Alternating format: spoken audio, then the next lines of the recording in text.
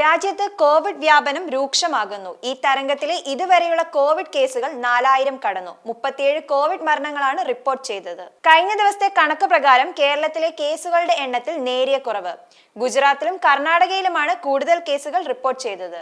ആശങ്കപ്പെടേണ്ട സാഹചര്യമില്ലെന്നും രാജ്യത്തെ കോവിഡ് വ്യാപന സാഹചര്യം സൂക്ഷ്മമായി നിരീക്ഷിച്ചു വരികയാണെന്നും ആരോഗ്യ മന്ത്രാലയം അറിയിച്ചു. ഇതിനിടെ രാജ്യത്ത് കോവിഡ് കേസുകൾ ഉയരുന്ന സാഹചര്യത്തിൽ സംസ്ഥാന ആരോഗ്യ വകുപ്പ് മാർഗനിർദ്ദേശങ്ങൾ പുറത്തിറക്കിയിട്ടുണ്ട്. രോഗലക്ഷണമുള്ള എല്ലാവരും കോവിഡ് പരിശോധന നടത്തണം, അതുപോലെ പൊതുസ്ഥലങ്ങളിൽ മാസ്ക് ഉപയോഗം പ്രോത്സാഹിപ്പിക്കണം എന്നിങ്ങനെയുള്ള മാർഗനിർദ്ദേശങ്ങളാണ് ആരോഗ്യ വകുപ്പ് പുറത്തിറക്കിയിരിക്കുന്നത്. കഴിഞ്ഞ ദിവസം ആരോഗ്യമന്ത്രി വീണ ജോർജിന്റെ അധ്യക്ഷതയിൽ ചേർന്ന യോഗത്തിന് പിന്നാലെയാണ് മാർഗനിർദ്ദേശങ്ങൾ പുറത്തിറക്കിയിരിക്കുന്നത്. കൂടാതെ രോഗലക്ഷണങ്ങൾ ഉള്ളവരെ പ്രത്യേകം ശ്രദ്ധിക്കണമെന്നാണ് ആരോഗ്യ വകുപ്പിന്റെ നിർദ്ദേശം. ശ്വാസതടസ്സം, കടുത്ത നെഞ്ചുവേദന, രക്തസമ്മർദ്ദം കുറയൽ, തലചുറ്റൽ മുതലായ ലക്ഷണങ്ങൾ ശ്രദ്ധിക്കണം.